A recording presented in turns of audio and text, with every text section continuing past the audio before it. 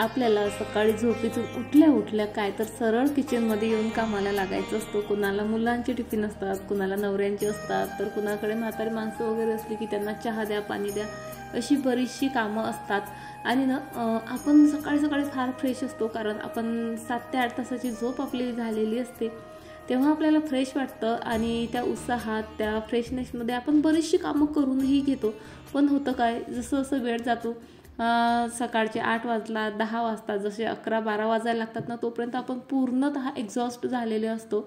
12 वाजले की इतका थकवा यायला लागतो आणि त्यानंतर आपण पटपट जेवण करतो आणि मग थकवा आला म्हणून झोपायला जातो। आणि या सर्व गोष्टींमुळे ना आपल्या तब्येतीची ऐसी की तैसी होऊन जाते। इकडनं फुटतो, तिकडनं फुटतो, लठ्ठ दिसतो आपण छान, पण पाहिजे तशी एनर्जी, उत्साह, ताकद आपल्यात काहीही नसतं। ते दिसायलाच असतं फक्त मास। त्यासाठी ना म्हणजे हे सर्व गोष्टी आपल्याला कराव्याच लागणार आहेत, त्या चुकणारच नाही आहेत। पण एक गोष्ट मी तरी करते बघा, दिवसभर भरपूर कामं करायची असतात। कामं करून झाल्यावर पूर्ण एक्झॉस्ट झाल्यावर शरीराला काहीही द्या तुम्ही, ते लवकर एक्सेप्ट करत नाही किंवा त्याचा रिझल्ट यायला भरपूर वेळ लागतो आणि तोपर्यंत ना आपली तब्येत बरीचशी खराब झालेली असते। सो त्यामुळे ना सकाळी उठल्या उठल्या जे आहे मी थोडंसं जे आहे स्वतःच्या बॉडीची जी आहे केअर करते। जसं उठल्या उठल्या मी निंबू पाणी पिते आणि नेहमीच तुमच्यासोबत शेअर करतेच मी।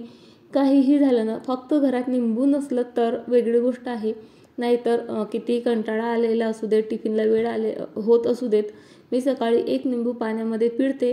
त्यासोबत कधी हनी घेते, कधी जिरा पावडर घेते, कधी काहीही नाही घेत, फक्त तसं पिते। आणि तुम्हाला जर समजा BP लोचा वगैरे त्रास असेल, बऱ्याच बायकांना BP लोचा त्रास असतो, सो त्यात ते साखर मीठही घालून घेऊ शकता।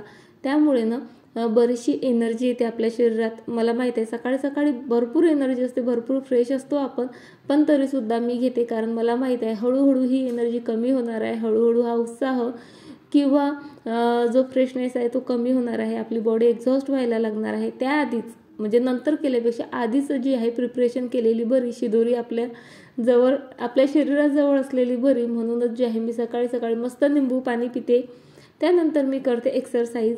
आता आज मी तुम्हाला इथे बसून म्हणजे दाखवायसाठी जे आहे मी गार्डनमध्ये बसलेली आहे, नाहीतर दररोज मी माझ्या किचनमध्ये किंवा आई झोपलेल्या असल्या तर लिव्हिंग रूममध्ये करते।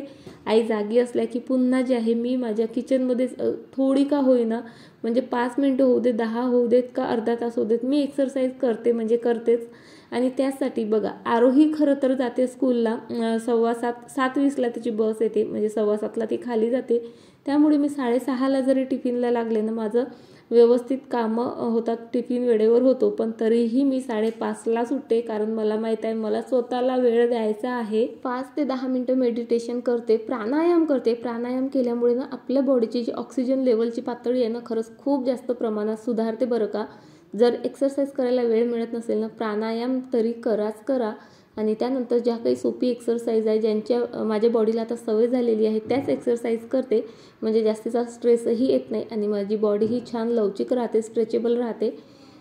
मी हे सर्व तुम्हाला यासाठी सांगते आहे की दिवसभर जर तुम्हाला एनर्जेटिक राहायचं असेल ना, तर सकाळी सकाळी इतका हा वेळ 15 मिनिटाचा म्हणा, 20 मिनिटाचा म्हणा, स्वतःवर खर्च करा, तरच जे आहे पूर्ण दिवस तुम्ही मस्त एनर्जेटिक फील कराल। सो चला, आता लागलेली आहे कामाला। ॲक्च्युली बघा, बिट्ट्यांचं पीठ दळून आणलेलं होतं आणि ना म्हणजे गहू वगैरे किती दिवस राहतात, पण असं पीठ वगैरे जेव्हा आपण जास्तीचं आणतो दळून, तर त्याला काही दिवसांनी किडे किंवा अळ्या वगैरे पडायला लागतात। म्हणून जे आहे मी पॉलिथिन वगैरे लावून अशा प्रकारे डब्बानं अगदी सील पॅक करत असते, म्हणजे त्यात हवाही जायला नको, कारण बिट्ट्यांसारखे पदार्थ कसं आपण म्हणजे दररोज काही करत नाही आणि 8 दिवस झाले की पुन्हा त्यांची आठवणही येतेच। त्यामुळे मी जास्तीचं पीठ आणलेलं आहे दळून, कारण अशा पदार्थांची कशी एकदा आठवण आली की मग ते नेहमी नेहमी खावसी वाटतात आणि कधी कधी विसर पडतो, मग ते पीठ तसंच राहतं, बऱ्याचदा खराब होतं किंवा कधी कधी तर दळूनही आणल्या जात नाही। सो आता आणलेलंच आहे दळून, तर म्हटलं छान ते आपण बराच दिवस टिकवूयात। आणि चला, इथे मी आता बिट्ट्या करायला घेतलेल्या आहे। बिट्ट्या करताना आधी ना मी तेल भरपूर टाकायची, पण सोडा नाही टाकायची। पण मला ना एकदा कमेंट आली की सोडाही टाकत जा। सो मागच्या वेळेस मी जेव्हा सोडा ट्राय केला ना, खरंच खूप छान बिट्ट्या बनल्या होत्या, म्हणून यावेळेसही मी जर जास्तीचा सोडा घातला। आणि बघा, आरू पिहू सकाळी सकाळी खेळायला गेलेले होते, त्यांनी छान असे फुलं घेऊन आलेत आरोहीची आज दुपारची स्कूल आहे आणि पिहूची स्कूल आहे, पण त्याची स्कूल कशी म्हणजे 8:45ला तो घरून जातो, त्यामुळे तोही आरोहीसोबत खाली सायकलिंगसाठी गेला होता आणि फुलंही घेऊन आला. आणि इथे बघा मी बिट्ट्यांचं पीठ मळते आहे. अगदीच इझी रेसिपी आहे ही, पण खूप भन्नाट लागते बरं का. आमच्याकडे खूप जास्त बनवली जाते. आणि इथे ना मी मोबाईल ठेवला होता शूट करण्यासाठी, तर त्यामध्ये मला दिसला फ्रीजवर किती सारा पसारा झाला आहे ते. आणि कितीही काळजी घ्या, कितीही म्हणजे ठरवून की नाही मला फ्रीजवर पसारा नाही करायचा, पण आपसुकच कधीतरी अशा वस्तू ठेवल्या जातात आणि त्यावर पसारा होतोच होतो. चला म्हणजे पीठ मुरायला 5 ते 10 मिनटं मला द्यायचीच होती. तेवढ्या वेळात मी फ्रीजवरचा पसाराही आवरला आणि आता बिट्ट्याही करून घेते. बिट्ट्या करणं तर तसं फार सोपी आहे. यातही वेगवेगळे प्रकार आहेत बरं का. म्हणजे माझ्या जाऊबाई कशा करतात, अशा 3-4 पोळ्या लाटतात वेगवेगळ्या शेपच्या, म्हणजे एक मोठी, एक त्याहून छोटी, एक त्याहून छोटी, एक त्याहून छोटी, आणि त्या एकत्र करून छान बिट्ट्याचा असा गोल गोळा करतात. म्हणजे ते रोडग्यांसाठी करतात ना, अगदी तसंच. पण मी काही एवढे तामझाम करत बसत नाही. मी सरळ तेल लावते आणि छान सर्वीकडनं असं गोल गोल करून अशा मस्त बिट्ट्या तयार करते. आणि चला बिट्ट्या झाल्यात करून, आता वाफायला ठेवते. तशी याची डिटेल रेसिपी जी आहे तुमच्यासोबत शेअर केलेलीच आहे. सो अशी शॉर्टकटच जी आहे आज शेअर करते आहे. बिट्ट्या कट करून घेतल्यात आणि सोबतच वांग्याची भाजीही बनवली मी. आमच्याकडे बिट्ट्यांसोबत वांग्याची भाजी पाहिजे म्हणजे पाहिजेच, आणि त्यासोबत मस्त वरण, साधंच वरण, कोणी करते फोडणीचं, पण आम्हाला तरी मस्त साधं वरण गरम गरम आणि त्यावर तुपाची धार, असं सर्व काही जे आहे आवडत असतं. चला बिट्ट्याही तळून झाल्या आणि इथे माझं जेवणाचं ताटही तयार झालं. म्हणजे हे आरोहीसाठी वाढलं तसं, कारण 9 वाजलेत फक्त आता. आणि इथे बघा आज स्वतः आरोहीने जे आहे तिचा टिफिनही पॅक केलेला आहे. बिट्ट्या आणि वांग्याची भाजीच ती घेऊन जाते आहे सोबत ना.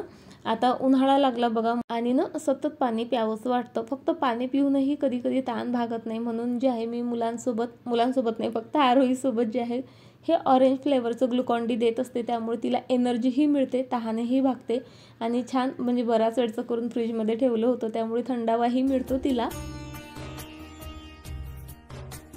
मी ना बघा बऱ्याचदा तुम्हाला म्हणजे बोलत असते की स्वतःची काळजी घ्या, असं करा तसं करा, पण ना खरंच कधी कधी कामाच्या धुंदीतनं मीही विसरून जाते. मागच्या आठवड्यात 2दा हेअर वॉश केला, तेव्हा एकदाही माझं हेअर ऑइल केसांना लावून झालं नव्हतं.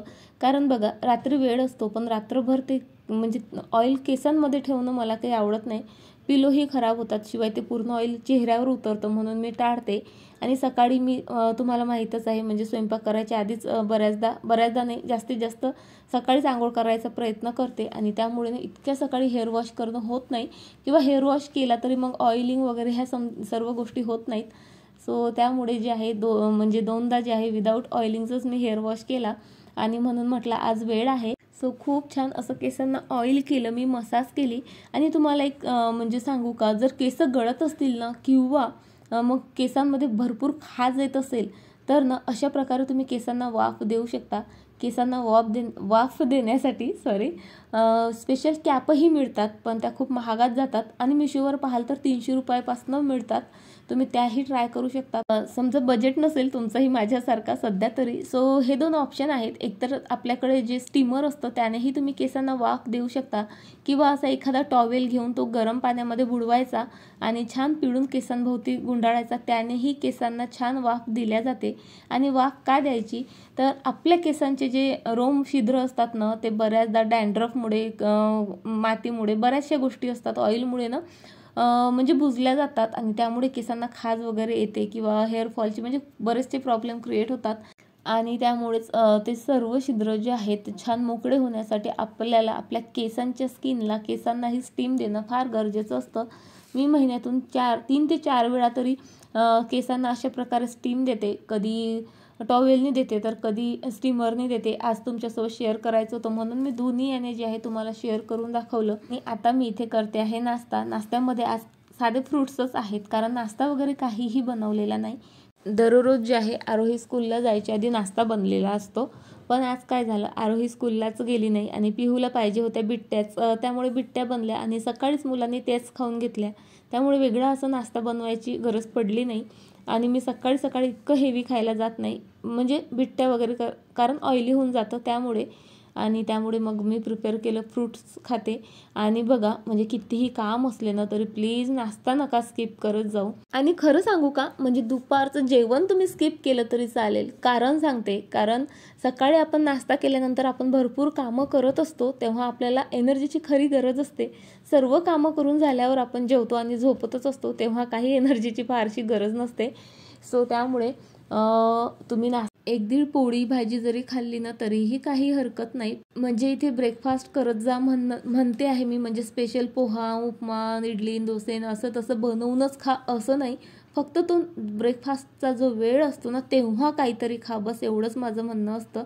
आणि हेल्दी खा, म्हणजे जी काही एनर्जी आपल्याला हवी असते सकाळी इतके सर्व कामं करण्यासाठी, ती सर्व जी एनर्जी आहे आपल्याला नाश्त्यामधून मिळत असते.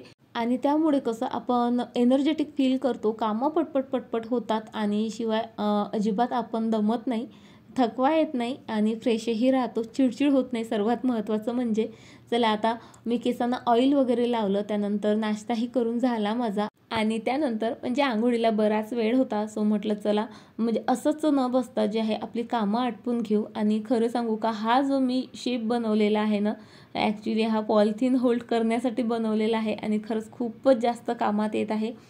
म्हणजे पॉलिथिन आता इकडे तिकडे माझ्या जातच नाहीत, अगदी एकाच ठिकाणी मिळतात आणि दिसायलाही फार छान दिसतं. आणि तुम्ही जर म्हणजे तो मास्टर शेप मी कसा बनवला त्याचा व्हिडिओ बघितला नसेल ना तर आपल्या चॅनलवर आहे, नक्की बघा.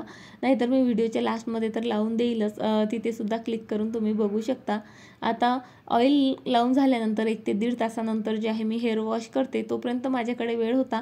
सो म्हटलं असंच बसून न राहता आपण पटपट आपले कामं आटपून घेऊ. खरं तर झाडणं वगैरे माझं झालं होतं आधी, पण भाजीपाला आणला होता, आज शुक्रवार आहे. सो भाजीपाला वगैरे वॉश करून घेतला मी, कारण मी विदाऊट वॉश करायचा भाजीपाला फ्रीजमध्ये अजिबात ठेवत नाही. इवन पालेभाज्याही मी वॉश करूनच ठेवते. बऱ्याच जणी म्हणतात खराब होतात, पण आता माझ्याकडे मस्त असे ऑर्गनायझर आहे त्यामुळे अजिबात खराब होत नाहीत. आणि चला त्यानंतर झाडून काढलं आणि घराचा कानाकोपरा अगदी मस्त असं वाकून सर्व सोप्याच्या खालून वगैरे सर्व क्लीन केलं, आंघोळ केली. आणि आता पूजा खरं सांगू का पिहूने आणि आरोहीने केलेलीच होती. मी फक्त आता फुलं वाहत आहे आणि अगरबत्ती लावत आहे. दिवा वगैरेही त्यांनी लावून घेतला होताच आधी.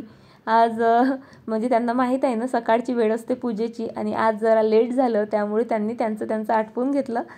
जशी मी करते अगदी तशी प्रॉपर नाही केली, कारण अजूनही त्यांना देवांचे कपडे वगैरे प्रॉपर नाही घालून देता येत किंवा जागाही बदलल्या होत्या देवांच्या, त्या सर्व मी आता व्यवस्थित केल्या आणि पूजाही केली.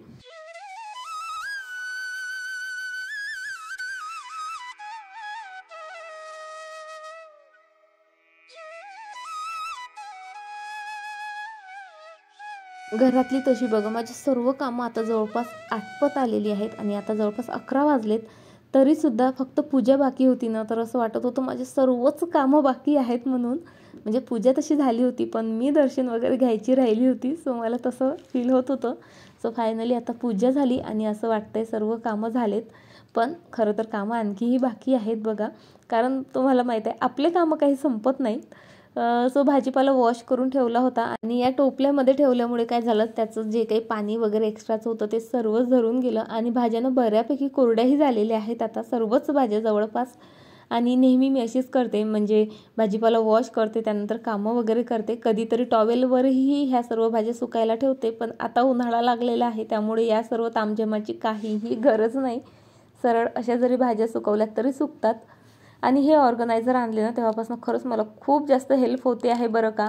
आधी मी पॉलिथिनमध्येच भाज्या साठवायची आणि त्यामुळे काय होतं, त्या पॉलिथिन एकामेकावर ठेवल्या जायच्या. बऱ्याचदा समोरच्या भाज्या यूज केल्या जायच्या पण ज्या मागे असल्या त्या तशा सडायच्या, किंवा पॉलिथिनमध्येही भाज्या सडतात कारण पाणी त्यातलं त्यातच राहतं सर्व भाज्यांचं, किंवा फ्रीजमुळे जो काही घाम येतो तो सर्व त्यातच राहायचा आणि भाज्या सडायच्या. पण या ऑर्गनायझरमध्ये छान ड्रेनर वगैरे दिलेले असल्यामुळे ना अगदी शेवटपर्यंत ही भाज्या अजिबात सडत नाहीत. पालेभाज्याही जशा तशा राहतात आणि इतर भाज्यांचं तर मग सांगायलाच नको. चला सर्व ज्या पालेभाज्या होत्या त्या माझ्या निवडून झाल्या, शिवाय मिरच्यांचेही मी देठं वगैरे काढूनच त्या स्टोअर करत असते. सो तेही झालं. आता राहिलं फक्त ह्या फळभाज्या वगैरे.